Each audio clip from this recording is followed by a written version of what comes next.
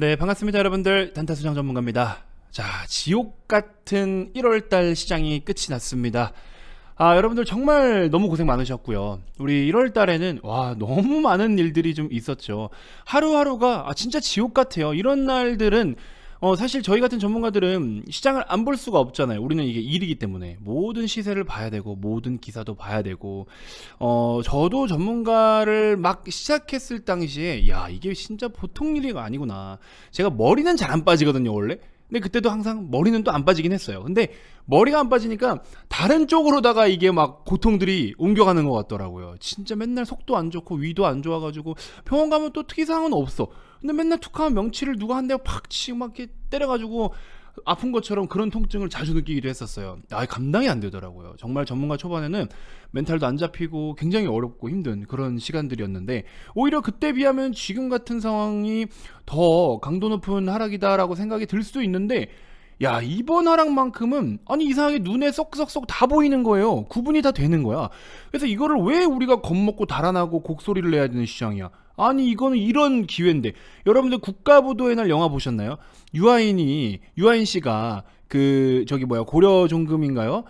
거기 다시 가가지고 환율 막 폭등하고 국가부도 선언했을 때, 재직하던 고려종금 딱 갔을 때 환율 막 폭등하고 시장 박살났을 때 딱 가가지고 주머니에 딱 손 놓고서 장명호 씨 아시는 분들이 계실 거예요.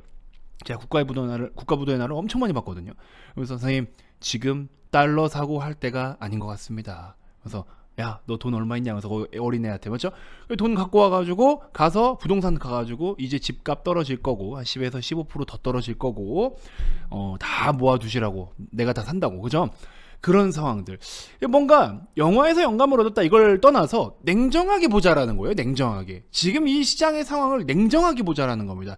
첫 번째로는 뭐 때문에 빠졌고 그게 어떻게 굴러 들어가고 있으며 우리나라 시장에 이걸로부터 영향이 어디까지가 발생할 수 있을 것이며, 그런 거를 먼저 딱 여기까지만 분석을 하면요, 답이 다 나옵니다. 그러고 나서 그 다음에 이거는 기회가 될 수 있구나, 혹은 이거는 더 큰 위기가 되는구나, 이런 것들을 구분을 하고, 과거와 사례를 비교하고 비례해가지고 지금 이런 것들은 너무 과하거나 아직 더 빠질 여력이 남았다거나 이런 것들까지 분석을 좀 해보고, 과거와의 차이점은 무엇인지 등등 이런 것들. 그래서 저는 회원님들께 딱 1월 들어가기 전에 정확하게 12월 31일 날 교육자료로 이렇게 말씀을 드렸어요. 1월달 시장 쉽지 않을 것이다. 그리고 올해도 시장 쉽지 않을 것이다. 대신에 어떤 대세적인 하락이 오거나 큰 하락장이 오면 이거 반드시 실시간으로 그날 여러분들이 새겨듣고 복귀하시고 살펴보시면서, 물론 계좌에 막 파란불이 찍히면 힘들 수는 있겠지만 이런 기회에 저랑 같이 실시간으로 전문가랑 함께 여기서 경험을 하고 넘어가신 분들은 그 다음 위기 100% 다 당신들의 기회로 잡게 된다. 이거 위기가 아닌데 위기라고 다가오는 이거 반드시 여러분들이 실시간으로 체감하셔야 된다. 그래야 앞으로 주식시장에서 위기라고 다가오는 모든 것들을 여러분들이 다 가져갈 수 있다. 거기서부터 대박이 나는 거거든요, 사실.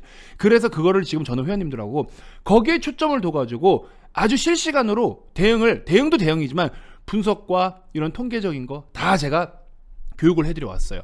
자, 이제 본격적으로 여러분들이 반등을 기대할 때가 왔다라고 저는 봅니다. 여기서 진짜 더 폭을 쏘거나 더 상황이 악화가 되면 어쩔 수는 없는데, 자, 그러면서 일단 종목들을 좀 놓고 보면 여러 가지 대외적인 악재들을 많이 띈 종목들도 상당히 많았는데, 최근에 가장 바짝 최근에 이슈가 되고 있는 것들은 뭐 LG에너지솔루션 상장과 에코프로비엠 내부적인 어떤 이슈가 좀 있었죠. 자, 이런 것들을 좀 보면서 주주들을 우습게 좀 보지 마라. 주주들이 너무나 우습고 법이 우스우니까 너무 다양한 좀 안 좋은 행동들을 하는 이 두 기업 말고도 그런 기업들이 상당히 많습니다. 이거 참 진짜 문제가 좀 크다라고 보는데, 아무튼 여러분들 이런 이슈들이 여러분들이 보유하고 계신 다른 종목들 언제든지 이런 악재들이 터질 수가 있어요. 그럴 때 현명하게 대응할 수 있는 방법들에 대해서 한번 같이 이야기를 해보는 시간을 가져볼 거예요. 자, 영상 본격적인 시작에 앞서서 여러분들 구독, 좋아요, 알림 설정부터 한 번씩 꼭 부탁드리겠습니다.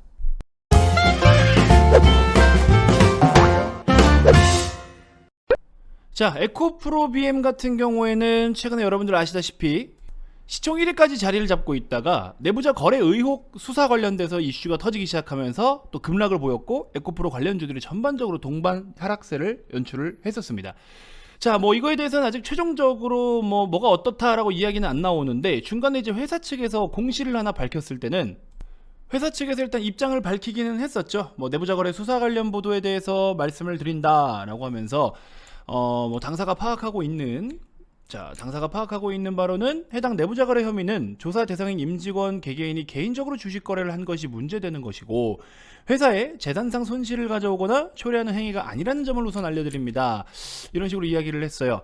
이거 가지고도 좀 말이 많죠. 지금 뭐 회사에 영향을 주는 게 아니면 임직원이라도 저렇게 뭐 해도 되냐 등등 이야기를 하는데, 글쎄요, 그걸 물고 뜯고 꼬리를 무는 것은 글쎄요, 그거 모르겠습니다. 이거는 일단은 뭐 회사 입장에서는 특히나 요즘에 오스테오 임플란트 같은 사건이라든지 일부 공무원이 또 막 뭡니까 뭐라죠? 구청인가요? 어딘가요? 뭐 거기 막 공금 횡령한 거며, 그러니까 이런 것들이 지금 계속 문제가 되고 있으니까 회사 입장에서도 이렇게 먼저 이야기를 하는 것 같아요. 요거는 우리가 그냥 이해를 좀 하고 넘어갈, 굳이 트집을 잡아야 될 내용은 아니라고 생각이 들거든요, 솔직히. 그리고 뭐 주식 거래 규모 또한 회사의 발행 주식 총수 및 유통 주식 수에 비하여 매우 적은 수량인 것으로 확인되고 있는 바, 회사에 미치는 영향은 제한적일 것이다. 그러니까 이런 식으로 일단은 상황이 엄청나게 뭐 주주나 투자자들에게 악영향을 줄 만큼의 내용은 아니다라고 일단 해명은 하고 있는데, 일단 주주들 입장에서는 주가가 다 두드러 맞았기 때문에 이거부터가 일단 열받는 거죠, 사실은. 그죠? 근데 이건 뭐 사실 어쩔 수가 없는 상황이다라고 생각이 들어요. 제가 절대 뭐 에코프로 BM을 편을 드는 건 아니지만, 최종적으로 그 수사 관련해서 어떠한 결과값이 딱 아닙니다 하고 단정지어 나온 건 아니잖아요. 그렇기 때문에 이거에 대해서도 함부로 이야기는 할 수 없지만, 어쨌든 회사 입장에서는 투자 관련된 부분들에 대해서는 영향을 주지 않는다라는 내용을 발표했기 때문에, 우리가 여기서 너무 저 회사 대표가 이야기하는 글을 갖다가 물고 뜯고 주가 빠진 것만 가지고 그렇게 이야기하기에는 조금 상황이 그렇지 않나 하는 생각이 들어요. 이건 중립적인 입장에서는. 근데 일단 중요한 팩트는 뭐냐면, 기업에다가 이렇게 어떤 개별 악재성 이슈가 뜬다라는 것 자체는 주가가 빠지는 가장 큰 이유가 되고, 또 주가가 저렇게 빠지면 회복하기가 힘들어요. 저거 아니라고 했을 때 바로 또 누가 사들고 올라갈 것 같습니까? 아니에요. 어떠한 악재성 이슈가 뜨면 10% 빠지면 잘 올라야 6, 7%밖에 안 오릅니다. 그걸 빠진 만큼 다 돌리지 못해요. 자, 일단은 그래서 과거에 우리 카카오 기준으로 했을 때도 마찬가지예요. 플랫폼 규제 관련된 이슈가 노출이 됐던 이런 시점들, 그 다음에 여기도 또 여러가지 카카오 계열사 그룹주들이 전반적으로 악재성 이슈들이 막 있었죠. 여러분들, 제가 한 가지만 좀 당부를 좀 드릴게요. 많은 분들이, 그러니까 주가가 하락을 할 때 어떤 하락인지에 대해서 인지를 하셔야 되거든요. 우리 회원님들께 제가 이런 교육을 또 잠깐 뭐 키워드를 이렇게 주제 삼아서 했는데, 똑같은 시세 하락도 어떤 이유에 의해서 하락을 보이는 건지를, 그거부터 일단 반드시 파악을 하라는 거예요. 기업은 멀쩡한데 시장이 빠져가지고 빠져. 이거는 시세가 밀릴 때 손절을 하는 게 맞을까요? 그럼 반대로 기업에 이처럼 개별적인 악재로 인해서 매도가 쏟아져 나올 때는 손절이 맞는 걸까요? 여러분들, 주식을 냉정하게 그냥 이성적으로 봤을 때, 나 돈 잃었다 이거 떠나서 그냥 냉정하게 봤을 때 뭐가 여러분들한테 조금 더 악재 같고 어떤 게 매도를 하고 달아나야 될 것 같은가요? 저는 이 앞에 이거라고 생각이 들어요. 기업의 개별 악재는요, 어떤 내용이든지 찌라시도 물론 찌라시지만 심리를 무너뜨려 버립니다. 그 종목을 신뢰하고 믿고 투자하고 있던 많은 투자자들의 심리를 뭉개버리는 거예요. 찌라시를 뿌린 사람이 물론 잘못됐지. 근데 어찌됐건 간에 기업의 개별적인 이 악재는, 최종적으로 악재가 더 노출이 되든 안 되든 뭐가 됐든지 간에 개별 악재는 어찌됐건 간에 이런 식으로 우리가 사실은 비중을 절반이라도 덜 든, 그러니까 최종적으로 확인된 내용이 아닌데 이거는 확인된 내용이 아닌데 이렇게 빠지냐, 이런 거는 절반이라도 일단 비중을 덜어놓는 전략이 좋고, 한 걸음이라도, 아니 반보라도 잠깐 떨어져 있는 게 저는 맞지 않나라는 생각이 들어요. 그리고 반대로 최근 같은 경우처럼 시장 때문에 빠져, 아니 이거는 뭐 별도로 개별 기업에 문제가 없는데 시장 때문에 두드려 맞아. 근데 그때도 시장이 뭐 때문에 하락을 하느냐가 중요하죠. 최근 같은 경우에 금리 인상 때문에 성장주들 약세. 그럼 내 기업이 성장주에 포함이 될 만한 항목이 있다라고 한다면, 또 성장주의 성향을 많이 띈다? 그러면 그 종목도 일단은 비중을 줄여놔야죠. 그거는 개별 악재는 아니지만 지금 시장에서 영향을 받는 타겟의 내게 대상이 되니까. 이래서 시장 분석이 중요한 거예요. 시장을 여러분들이 경제학자처럼 뭐가 어쩌니 저쩌니 따져가면서 얼마까지 빠지고 얼마까지 오른다 이게 아니라, 지금 시장이 어떤 상황으로 굴러 돌아가고 있기 때문에 거기에 내가 보유하고 있는 종목이 해당이 되느냐 안 되느냐, 아무 영향이 없는데, 아무 해당 사항이 없는데 단순하게 주가만 빠진다. 왜? 시장의 분위기가 좋지 않으니까. 비가 오면 날씨가 습해요. 비가 오면 내가 우산을 쓰고 나가도 신발은 적어도 젖어요. 그죠? 안 젖을 수 없어. 안 젖으려면 안 나가야지. 아니면 아예 진짜 비가 없는 데서 차를 타고 비가 없는 지하 주차장에서 내려야지. 그게 아닌 이상 안 되잖아요. 그런 것처럼 완벽하게 피할 수 없으면 불가피하게 이런 거는 영향을 받을 수밖에 없다. 그래서 이걸 먼저 구분을 잘 하셔야 돼요. 이걸 구분을 못하면 그냥 빠졌기 때문에 에이 더 사지 안 돼요. 반드시 스토리가 중요합니다. 여러분들 제가 스토리에 대해서 요즘 올해 들어서 정말 많이 말씀을 드리고 있는데 모든 시세의 흐름은 스토리가 중요해요. 스토리가 먼저 반영이 돼야, 스토리가 먼저 그림이 그려져야 그 뒤에 매수세가 오든 매도세가 오든 오는 거예요. 주식을 매수를 하면 매수를 하고 싶은 이유가 있을 거 아니야. 매도를 하려면 매도를 해야 되는 이유가 있을 거 아니에요. 그죠? 그 이유가 무엇인지를 알자라는 거죠. 근데 남들은 다 지금 매수하고 싶지 않아. 이 종목을 버리고 있는데 내가 왜 가서 굳이 그걸 받아내줘야 되냐고. 굳이 내 계좌에 지금 파란불이 떠있다는 이유로 내가 왜 가서 그걸 받아내야 되냐고. 여러분들 돈을 아끼고 지키라니까요. 차라리 그 돈으로 다른 종목 매수하세요. 누구든 사고 싶을 만한 종목을 갖다가 사고 있는 종목을 쫓아 사는 게 아니고. 이거는 이제 종목 분석을 어떻게 하냐에 따라 물론 달려있지만. 그래서 원인을 알면 그 원인이 해소되는 시점을 파악을 하세요. 카카오 플랫폼 규제 관련돼 가지고 주가 또 들어맞았어. 이거에 대해서 내용이 잠잠해질 때까지 기다리시란 말이에요. 그냥 싸다 해서 급락 나오니까 아래꼬리 조금 만드니까 추가 매수? 네, 빠져. 더 빠집니다. 안 돼요. 그렇게 하면 안 돼요. 아시겠죠? 그래서 우리 에코프로비엔 같은 경우에는 이런 경우로 예시를 좀 들어보면은, 그럼 내부자 거래 관련해 가지고 이슈가 터져서 급락이 나왔어. 일단은 불가피하게 여기 한번 첫 번째 하락이 나왔죠. 근데 최종적으로 회사에서 입장을 안 밝혔어. 진짜인지 아닌지 몰라. 우려감은 이미 시장에 반영이 되고 있어. 그래서 개파락 이 정도 나왔죠. 그럼 어떻게? 일단 악재성으로 스크래치가 생긴 거야. 이 기업에서는. 이 기업을 매수하고자 하는 욕구보다 매도를 해야 될 우려감들이 더 커진 상황이 돼버린 거예요. 그럼 1차적으로 절반이라도 비중을 덜어놓는 거죠. 그러고 나서 이때 갑자기 수사 착수 기사가 떠버렸죠. 그럼 비중을 한 번 더 덜 든지. 왜? 회사에서 입장을 안 밝혔으니까. 이런 식으로 나누어서라도 내가 내 종목을 지키고 내 자금을 지킬 줄 알아야 되는 거예요. 그냥 무조건 빠지면 더 사고 어쩌고 이게 아니라는 거예요. 스토리를 먼저 봐야 된다. 무슨 말인지 알겠죠? 이게 일단 중요하다. 그러면 여기 보면 아직 지금 이거 스토리 여기랑 똑같아요. 이슈 달라진 거 없습니다. 근데 아래 꼬리 만들고 이러니까 또 매수를 무조건 해야 된다라고 고집 피우시는 분들이 있어요. 저런 매수 아직 안 합니다. 저 이슈가 완벽히 해소가 되지 않았는데 왜 지금 여기서 매수를 해야 돼요? 아직 아니라는 거예요. 무슨 말인지 알겠죠? 똑같습니다. 시장으로 돌아와서 보면 똑같아요. 왜 단타수장은 여기서 이렇게 시장을 돌릴 때 왜 매수를 그렇게 긋고 말렸을까? 이걸 다시 한번 생각해 보세요. 여러분들한테 아직 아니라고 제가 분명히 말씀드렸어요. 이때 당시에. 기억하실 겁니다. 왜 아니라고 했는지를 다시 한번 생각해 보시라고. 이때 당시에 영향을 주던 항목들이 원상 복구가 되지 않았는데 단순한 기술적 반등 때문에 망치형 캔들 하나 떴다고 이거를 매수한다고 쫓아 들어가면 안 된다. 원인이 해결이 되지 않는데 어떻게 그거를 파고 들어가요? 원인이 해결되지 않는데. 그래서 그 원인이 해소되는 시점을 파악해라. 그게 바로 지금이었던 거예요. 왜 여기는 매수가 안 되고 왜 여기는 매수가 될까요? 이제 원인이 해소가 되어가는 시점이니까. 달라요. 저 때랑 지금은 다릅니다. 아니 뭐 최저점 2591에 못 잡으면 어때? 지금 잡아도 이만큼은 먹겠네. 바닥을 확인하고 사야죠. 그럼 바닥을 확인하는 게 차트적으로 양봉을 띄어서 시세가 바닥을 확인한 게 아니고 이 스토리에 대한 부분이 바닥을 확인을 했느냐. 이게 진짜 중요한 거예요. 아시겠죠? 원인이 해소되어가는 과정에서 그 연결고리 지표들을 함께 살펴라. 특히나 시장 같은 경우.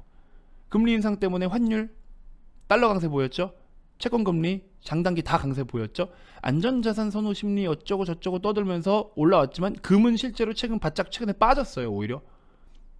여러 가지 다양한 지표들, 이런 것들이 우리 시장에서 매수가 들어올 수 있을 만한 조건이 되는지를 살펴보라는 거예요. 무슨 말인지 알겠죠? 그것들이 받쳐줘야 다른 데서도 매수가 들어옵니다. 가격만 보고 매수하면 큰일 나요. 안 됩니다. 그리고 나서 이제 추가적으로 그 뒤에 모멘텀이 올 수 있을까? 아니면 아직까지 악재성이 남아있을까? 이거에 따라서 내가 더 얼마나 공격적으로 매수를 하느냐, 조금 보수적으로 매수를 하느냐, 이게 또 달려있는 것이고. 아시겠죠? 그래서 기술적으로 심리적으로 다 의미가 없어요. 이 스토리가 일단 가장 중요하다. 요거에 대해서 먼저 강조를 한번 드리고 싶었던 겁니다.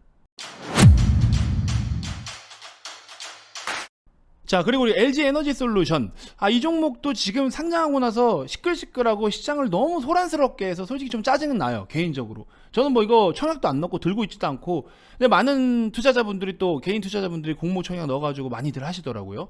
뭐 한 2주, 뭐 평균적으로 한 2주 정도, 제 주변만 보면 2주 정도 받은 것 같았고. 근데 그러고 나서 또 못 가니까는 이거 그냥 고깃값밖에 안 되네, 그냥 한 끼 식사밖에 안 되네, 뭐 이러시는데, 뭐 그건 일단 둘째고, 항상 제가 주변 사람들한테도 이야기하듯이 소문난 잔치에는 먹을 게 없다. 그리고 이 종목이 좋다 떠들고 한 건 뭐 이해는 하는데, 중요한 거는 시총이 지금 몸뚱이와 유통 물량이 저렇게 얼마 안 되는 상황에서 뭐 결과론적일 수 있지만 따상까지는 솔직히 난 모르겠다. 더블에서의 뭐 빠지든 오르든 가능은 하겠지만, 따상, 그리고 지금 시장 분위기도 이런데 이게 따상, 뭐 어떤 분은 뭐 따상상까지 이야기하는데 그 상상력이 굉장히 좋으신 것 같아요. 따상상은 좀 너무 과하지 않나요, 여러분들? 그러면 시총이 아무리 뭐 CATL 비교해서 뭐 싸다라고 이야기는 하지만, 항상 말씀드리는 게 코리안 디스카운트가 아니다. 코리안은 코리안 리스크가 분명히 있기 때문에 한국을 갖다가 그냥 무조건 밸류가 싸다? 그렇게 따지면 안 되죠. 근데 이게 진짜 좀 저는 한 두 가지 정도, 지금 첫 번째로는 말씀드린 이 시장에 교란을 주고 혼란을 주고 시장을 소란스럽게 했던 이 부분이 굉장히 지금 솔직히 마음에 안 들고요. 그러면서 뭐 SDI 같은 경우에 SK이노베이션 같은 쪽에서도 수급을 싹 다 빨아다가 이쪽으로 넘어가면서 연기금과 기관이 첫날부터 수조 원대 매수를 때리고 공격적으로 이렇게 하면서 시장을 너무나 소란스럽게 만들었어. 이게 진짜 지금 처음 마음에 안 들어요. 그리고 두 번째로는 LG화학이, 자, 두 번째로는 LG화학이 지금 뭐 금요일 종가 기준으로 했을 때 시가총액이 45조 정도가 돼요. 45조 정도가 되는데, 단순하게 계산을 해보자고요. 이 녀석이 작년 한 3분기 정도 됐을 때 대략적으로, 그러니까 21년 3분기 9월 말 뭐 그때 3분기 결산 기준으로 했을 때 매출에서 배터리 사업부가 대략적으로 40에서 45 사이였거든요. 그럼 뭐 조금 더 커졌다고 쳐보고 그냥 평균 한 45% 정도 배터리 사업부 매출이 45% 정도를 구성하고 있었다. 이렇게 일단은 계산을 그냥 가정해서 편안하게 해볼게요. 자, 그랬을 때 45% 정도 수준이면은 한 20조 20조 조금 넘네요. 20조 정도, 그냥 간단하게 20조라고 할게요. 20조 수준의 평가, 이렇게 좀 받을 수가 있는 상황이죠. 근데 지금 LG엔솔이 금요일 종가 기준으로 했을 때 이거는 전전일이니까 금요일 종가 기준으로 했을 때 105조 원 정도 수준이에요. LG엔솔 금요일 기준 105조 마감. 그러면 단순하게 보자고요. LG화학이 지금 LG에너지솔루션의 지분을 81% 정도, 81에서 82% 정도를 보유를 하고 있거든요. 지분 보유 중. 그러면은 보시는 것처럼 LG화학이 품고 있을 때, 이 화학이 품고 있을 때 45조라는 몸뚱이 안에 45% 정도, 여기가 이제 배터리였던 거죠. 배터리. 여기도 45% 정도 이렇게 해서 자리를 잡고 있던 건데, 요게 똑 떨어져 나왔어요. 똑 떨어져 나오니까는 어떻게 돼요? LG엔솔 기준으로 해가지고 별도로 상장이 LG엔솔 상장이 되면서 이 녀석이 지금 105조가 되었어요. 물론 이제 이걸 통해서 LG화학이 지배주주 순이익으로다가 이제 연결 기준으로 이렇게 지분 가치를 평가를 받겠지만, 어찌됐건 그 평가액과 보통 통상 지배력을 행사할 때 우리가 할인율을 적용을 시켜주는 것까지 같이 반영을 시킨다라고 해도 지금 자체적으로 품고 있던 것보다 훨씬 많습니다. 훨씬 많아. 근데 뭐 좋아요. 이렇게 해서 이 기업이 그렇게라도 점점 더 커져가고 지배력을 행사하고 뭐 이런 것도 사실 아이디어일 수 있고 투자 전략일 수 있고 사업의 전략일 수는 있어요. 좋아요. 좋은데, 근데 LG화학이 저렇게 상장되어서 액션을 취하는 동안, 그러니까 LG화학이 쭉쭉 저렇게 사업을 펼쳐가는 동안 솔직히 주주들의 덕이 있었을까요? 없었을까요? 당연히 있었겠죠. 주주들이 투자를 했으니까는 그 투자금 갖다가 열심히 사업을 꾸려가지고 키워가지고 성장해가지고 그렇게 온 거 아니에요. 그럼 주주들의 배려를 해야 됩니까? 안 해야 됩니까? 제가 화를 내는 건 아니지만 지금 저는 LG화학을 매수해본 적도 없고 LG화학을 가지고 뭐 해본 적이 없습니다. 아무튼 근데 이제 저런 걸 상황을 보면은 기존에 보유하고 있던 주주들한테 하다못해 뭐 몇 개라도 이렇게 줄 수 있는 뭐 청약을 거기서 또 별도로 받게 하든지, 뭔가 그런 거 없이 지분을 통째로 그렇게 하고서 간접적으로 지분을 보유하고서 간접적으로 투자를 할 수 있게끔 물적 분할을 해버렸어. 우리나라가 뭐 지주사들이 그렇게 시세가 잘 납니까? 우리나라는요, 지배력을 행사하고 있는 기업들이 그 지배력만큼의 평가를 못 받는 나라가 우리나라예요. 우리나라는 지배력을 행사하고 있는 만큼의 가치 평가를 안 해줍니다. 시장에서 안 해줘요. 아무리 돈을 잘 벌어도 그거에 대해서 평가를 안 해줍니다. LG, 뭐 SK 굉장히 싸고 좋고 다 좋아요. 카카오도 밑에 계열사 얼마나 많아요. 상장된 것만 해도 지금 뱅크페이 게임즈 있잖아요. 평가 받아서 지금 갑니까? 못 가잖아요. 못 간다니까. 우리나라는 지배주주, 그러니까 홀딩스며 이런 애들이 지금 막 압도적으로 자리 잡아가지고 그렇게 몸집 크게 자랑하고 이런 애들이 있었습니까? 없어요. 우리나라에는 지배력을 행사한 거 가지고 경쟁력이 없어요. 개별 종목으로 매매할 때 홀딩스 같은 역할을 보면. 하다못해 금융주들 보세요. 신한지주나 이런 애들 월봉 볼까요? 10년 동안 같은 박스권에 계속 머물러 있어. 신한금융지주, 자, 하나금융지주, KB금융, 우리금융지주 보세요. 대세적인 시세 막 폭등 나와요? 못 가잖아. 얘네 다 지주사잖아요. 밑에 카드사, 캐피탈, 뭐 보험사, 또 뭐가 있어요? 뭐 저축은행 이런 거 열심히 다 보유하고 있죠. 걔네들이 아무리 백날 첫날 돈 벌고 막 한다고 해도 못 가잖아요. KB금융 기준으로 했을 때도 증권사들 실적 엄청 좋았죠. 증권사들 실적 좋았음에도 불구하고도 못 가잖아요. 응?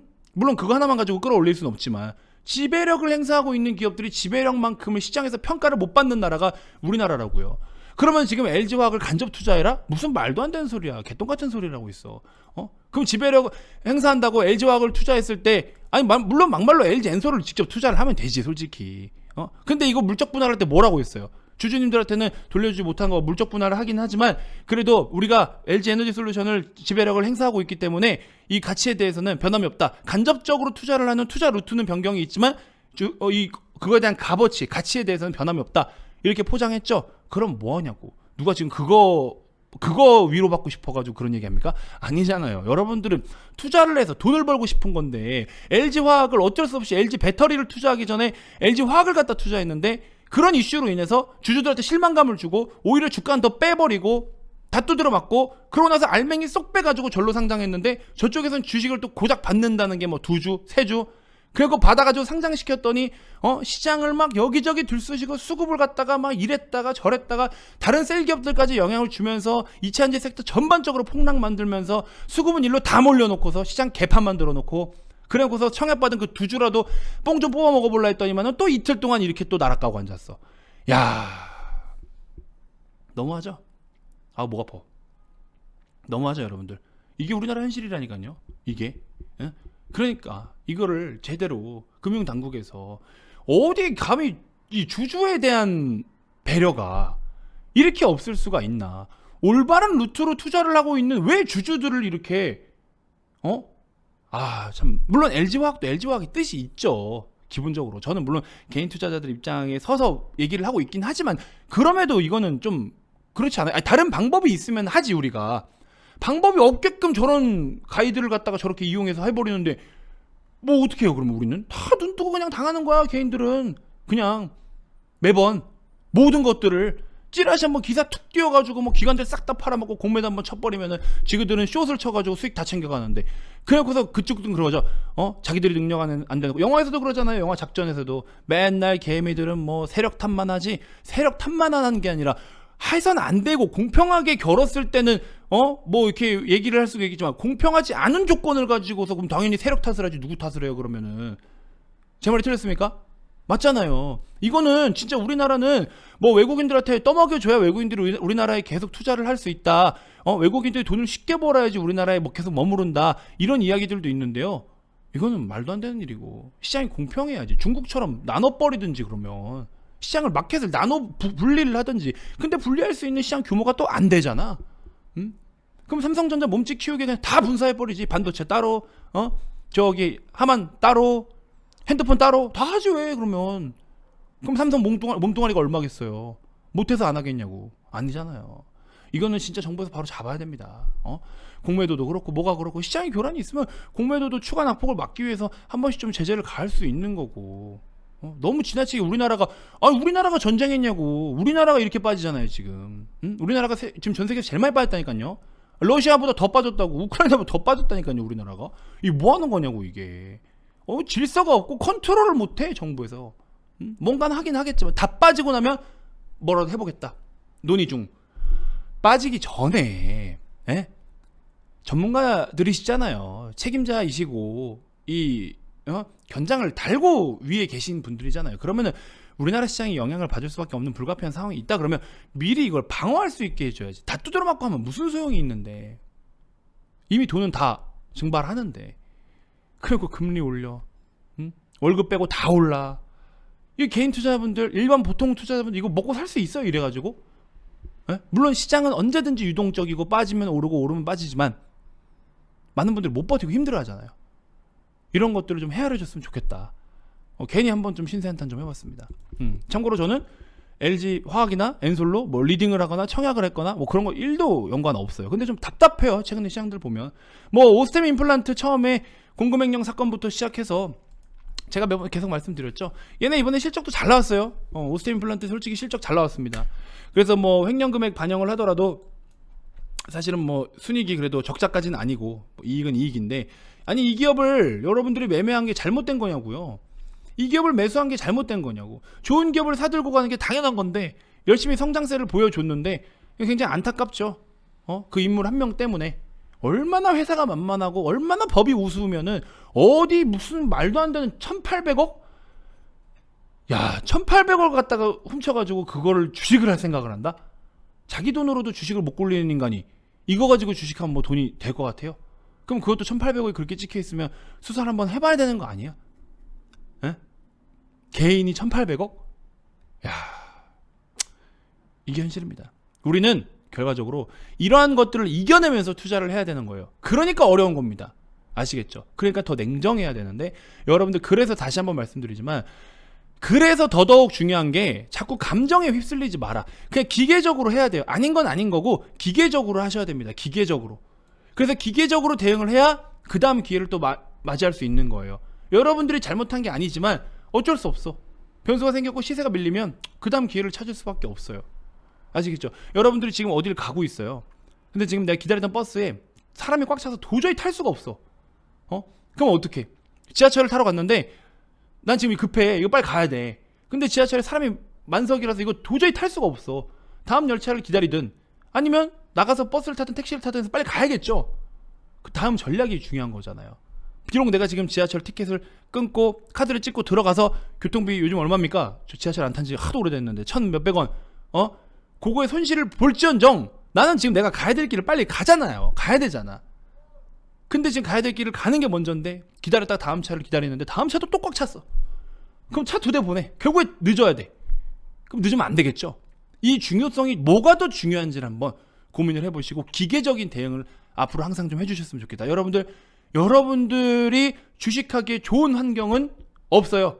이제 그런 시장을 기대하지 마세요. 여러분들한테 주식하기 좋은 환경 깔아주지 않습니다. 아시겠죠? 그러니까 반드시 이성적으로 판단하고 요즘 최근 같은 시장 흐름들 단타수장 영상도 좀 꾸준하게 시청을 하시면서 우리 진짜 이번에는요 제발 이성적으로 판단을 하면서 하나씩 좀 연말까지 연초잖아요. 아직 연초입니다 여러분들. 이제 한 달 지났는데 요번 한 달은 너무 힘든 시간들이었죠. 괜찮아요. 오히려 지금 저가매수 할 수 있는 기회도 많고 여러분들이 그동안 또 엉켜있고 꼬여있는 게 있을지언정 괜찮습니다. 그 친구들이 올라와서 여러분들의 본전까지 오든지 종목만 바꿔줘서 그 종목들이 먼저 올라오든지 똑같아요. 여러분들의 평가 금액, 계좌에 찍혀있는 평가 금액으로만 보면 됩니다. 내가 매도하고 종목 교체하는 거를 손절이라고 무조건 막 손절했다 이 패닉에 빠질 필요가 없어요. 손절은 전략 중에 하나입니다. 그렇죠? 전략 중에 하나라고 생각을 하시면 돼요. 워렌 버핏도 2020년 3월달 코로나 1차 팬데믹 때 1조 원대 이상의 손절을 했었어요. 그리고 나서 또 다 복구를 했잖아요. 이처럼 손절은 그냥 단순 유동적인 거라고 생각을 하세요. 여기서 주식을 떠날 거면 거기까지만 하는 거기 때문에 손해보고 주식 끝난 거니까 끝난 거예요. 그게 아닙니다. 주식 계속 하실 거면 우리 그렇게 좀 나가야 되는 거예요. 아시겠죠? 자, 여러분들 그런 부분들 모든 것들을 제가 뭐 교육자료가 됐든 뭐가 됐든 다 도와드릴게요. 연말까지 한번 우리 좀 시원하게 지금 이제 오히려 저는 너무 좋은 기회가 왔다고 봐요. 진짜로 이제는 여기서부터는. 그렇기 때문에 같이 한번 좀 이겨내면서 좋은 그림 한번 그려 나가 보자고요. 주말에도 제가 연휴에 이번에 차례는 좀 지냈는데 멀리는 안 가요. 그래가지고 여러 가지 교육 자료들도 좀 올려드리고 할 거니까 여유가 되신 분들 시간적으로 이렇게 좀 여유가 있는 분들은 오셔가지고 그런 자료들도 좀 참고를 해보시면서 우리 다음을 좀 같이 준비를 하자고요. 아시겠죠? 자, 여러분들 파이팅 하시고요. 이제 하락장 뭐 거의 다 끝자락이에요. 지금은 조금 이제 과거에 우리 망치형 캔들 떴을 때랑은 좀 다르거든요. 요거 잘 활용해서 우리 한번 좋은 성과 만들어 봅시다. 아시겠죠? 더 이상 운에 맡기는 투자는 그만하자. 진짜 실력으로 가자. 매번 여러분들 매수하고 매도할 때까지 운이 다 따라주진 않습니다. 이제는 실력으로 가자. 주식 평생 해야죠. 아시겠죠? 자, 기존 30일에 추가 30일 명절 휴일까지 다 드릴게요. 그냥 오시면 됩니다. 아시겠죠? 자, 44만원에 도와드리도록 할 테니까 010-229-2353 성함만 문자로 발송해 주시면 됩니다. 아시겠죠? 자, 다음 영상에서도 제가 또 더 좋은 정보들로 인사드리도록 하겠습니다. 자, 명절 즐거운 명절 보내시고 아무래도 최근에 하락장이 좀 깊었지만 앞으로 또 좋을 것을 미리 땡겨서 주가도 선반영이지만 여러분들의 기분 또한 선반영 시켜가지고 즐거운 명절 되시고요. 새해 복 많이 받으십시오. 단타수장 영상 항상 시청해 주셔서 너무나 감사드린다라고 다시 한번 말씀 전해드리고 싶습니다. 자, 다음 영상에서 인사드리도록 하겠습니다. 지금까지 단타수장 전문가였습니다. 고맙습니다.